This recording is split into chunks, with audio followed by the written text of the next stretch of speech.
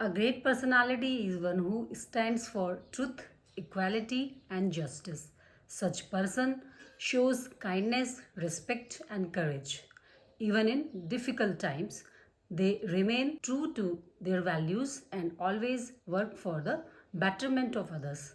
With honesty, a love for learning, and a strong will, they inspire people and bring positive change to society.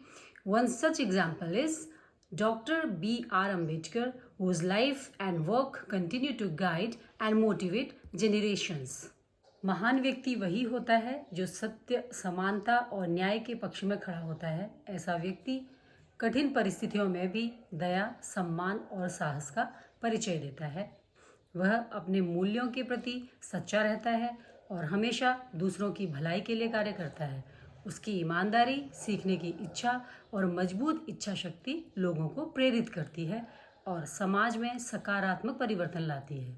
ऐसा ही एक महान उदाहरण है बाबा साहेब भीमराव अंबेडकर, जिनका जीवन और कार्य आज भी पीढ़ियों का मार्गदर्शन और प्रेरणा बनकर जीवित है।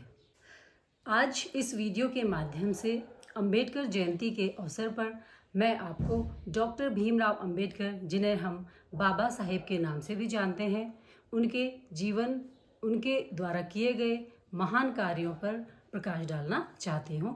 फ्रेंड्स, जो ग्रेटेस्ट पर्सनालिटीज़ होती हैं उनकी कॉमन क्वालिटीज़ तो सभी को पता होती हैं, लेकिन कुछ ऐसी विशेषताएं जो ज़्यादा हाईलाइट नहीं हो पाती हैं, आज मैं आपको अपने अध्ययन से बताना चाहती हूँ।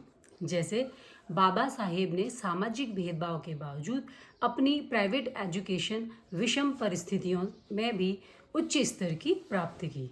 उसके बाद उन्होंने कोलंबिया यूनिवर्सिटी और the London school of economics से अर्थशास्त्र, कानून और समाजशास्त्र में डॉक्टरेट की उपाधि प्राप्त की। यहाँ भी ये अव्वल दर्जे के छात्र रहे। आपको जानकर आश्चर्य होगा कि इन दोनों यूनिवर्सिटीज़ में आज भी इनके नाम से लाइब्रेरी है और कैंपस में इनका स्टैचू भी स्थापित है, जो कि इनकी महानता का एक बहुत बड़ा एग्जाम्पल है। आइए अब मैं आपको इनकी अन्य उपलब्धियों के बारे में भी बताना चाहती हूँ। 1934 में अंग्रेज़ों ने जब आरबीआई की स्थापना की तो उस समय बाबा साहेब को पैनल का सदस्य बनाया गया, जिससे यह पता चलता है कि ये एक विद्वान अर्थशास्त्री थे। अमर्त्य सेन जैसे अर्थशास्त्री ने इन्हें फादर ऑफ माय इकोनॉमिक्स कहकर सम्मानित किया, जो उनकी आर्थिक दृष्टिकोण को दर्शाता है। इतना ही नहीं, बाबा साहेब ने श्रम सुधारों में भी अहम भूमिका निभाई। जैसे उस समय मजदूरों से 14-14 घंटे काम लिया जाता था, जिसे बाबा साहेब ने संघर्ष करके मजदूरों के हित में 14 घंटे से घटाकर 8 घंटे करवाया। आइए अब मैं आपको उनके जीवन की एक ऐसी घटना के बारे में बताती हूँ जिससे वे बहुत आहत हुए।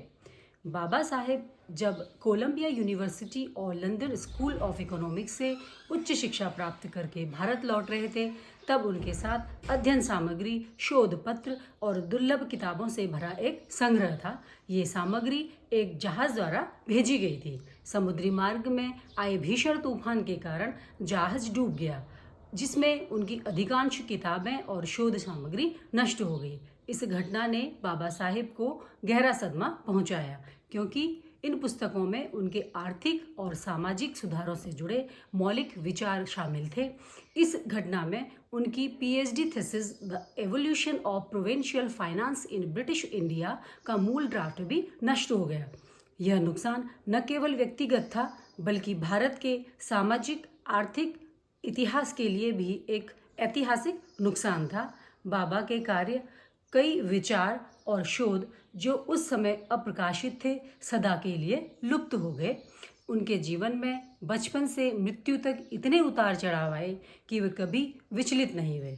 मेरे कहने का मतलब यह है कि यदि आज की पीढ़ी के साथ ये घटनाएं हो जाएं तो वे डिप्रेशन के शिकार हो जाएं। डिप्रेशन आज के समय में एक कॉमन और सीरियस प्रॉब्लम बन चुका है। जैसे बच्चों में, युवाओं में आज डिप्रेशन एक भयंकर रूप लेता जा रहा है। आज भारत में डिप्रेशन की स्थिति काफ़ी चिंताजनक है। WHO की 2017 की रिपोर्ट के अनुसार 13 से 15 वर्ष की आयु के किशोरों में प्रत्येक 4 में से एक 25% डिप्रेशन का शिकार हैं। यह आंकड़ा लगभग 7.5 करोड़ किशोर और 2 करोड़ बच्चों को प्रभावित करता है। एक रिपोर्ट के अनुसार भारत की 36% आबादी अवसाद से प्रभावित है। हमारे देश में युवाओं की आत्महत्या की दर काफ़ी गंभीर है। हमारे देश का डिप्रेशन का यह आंकड़ा वैश्विक औसत से काफ़ी अधिक है। तो मेरी आप सभी लोगों से, सभी अभिभावकों से यह विनती है कि यदि डिप्रेशन जैसी गंभीर समस्या से बाहर निकलना है तो खुद भी और अपने बच्चों को भी बाबा साहेब की जीवनी जरूर पढ़ें और पढ़ाएं, क्योंकि डिप्रेशन से बाहर निकलने की दवा सिर्फ बाबा साहेब की जीवनी ही है। हैप्पी अंबेडकर जयंती। धन्यवाद।